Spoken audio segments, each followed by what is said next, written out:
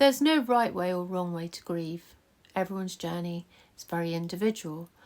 Right now I've got a friend with me who was with me on my journey through grief when I lost my ma, and it was actually quite a short time later she also lost her mother, and in fairly quick succession lost her father. And I thought I'd have a quick chat with her about what helped her get through her grief. So I'm going to introduce you to my friend Laura.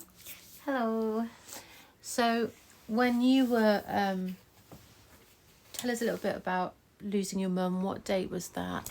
That was the 28th of February 2021. And then you lost My dad, October the 5th, 2024.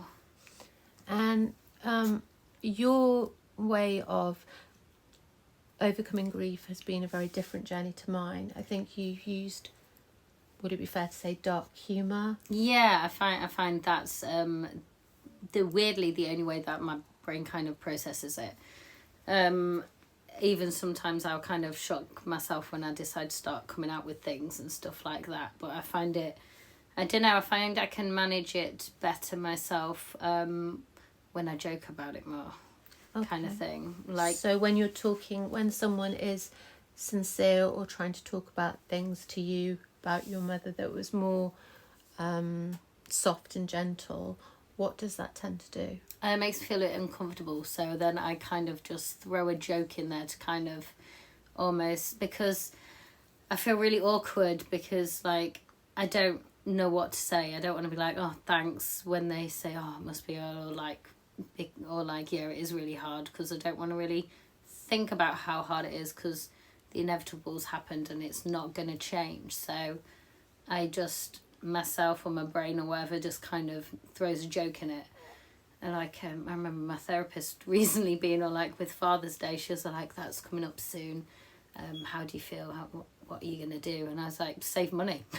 I was like, I'm going to save a load of money. So, and not be moaned at for what I'm wearing. And it's like, I don't know if it was because the relationship I had with mum and dad, because that they wasn't the kind of people that I'd do that with, kind of thing. So I don't know. It's a weird one, but it instantly always comes out in a joke. Or... So did you find it difficult to be able to grieve like other people because you're a mother? Yeah, that was really hard, because I had to be brave for my daughter. And even times when I do, because I'll find at times, sometimes I will get upset.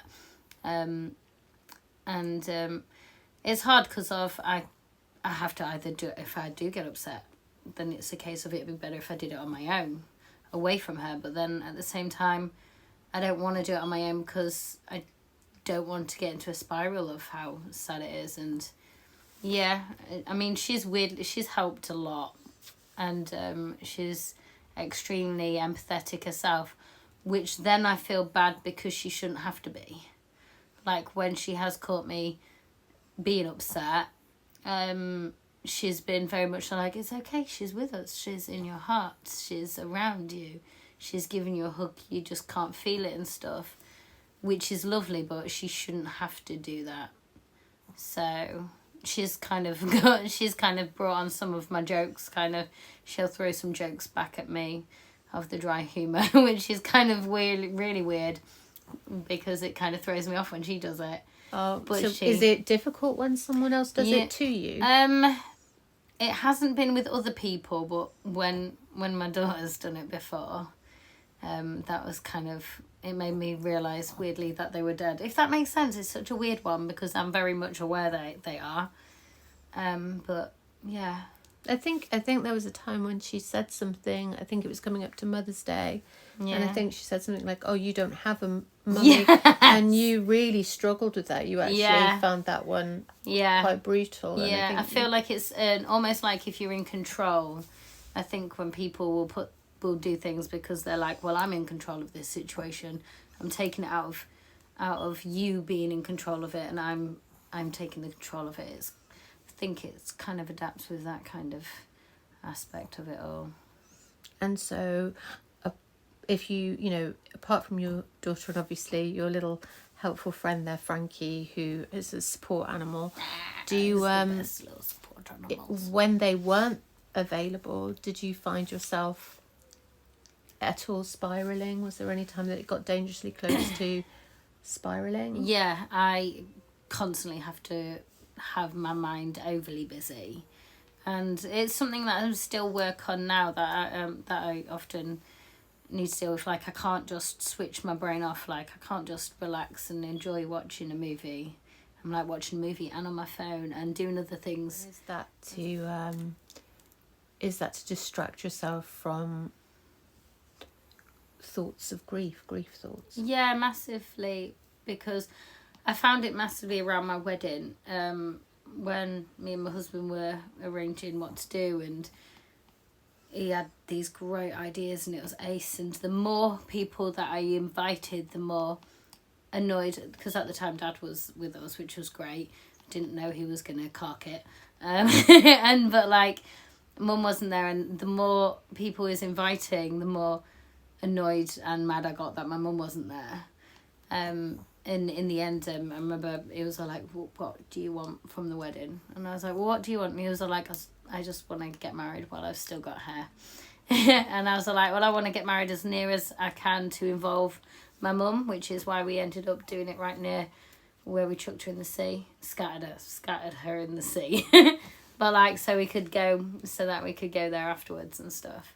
I noticed you've used 2 examples of dark humour while you've been doing this. Yeah, but so we are now 3 years into Mum's grief journey, and you're a year into your dad's journey. Years, yeah, Mum, yeah. And do you feel that therapy is something that's essential to help you with grief? Definitely. It does help very much. So it helps me process, and so the weird thing is I'm aware of why I do things now, and why I say things, and how I react.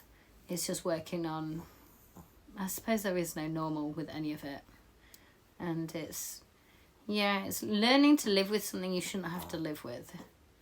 I feel massively, and like in happy times it's great, but it's rubbish because you can't involve them in it, and then bad times when you need them, it's hard. But yeah, I definitely think the reason why I use it a lot is because I don't want to be felt sorry for, and that makes me feel uncomfortable when people feel pity or sorry for me, because no amount of apology or sorrow is gonna mend or repair any of it.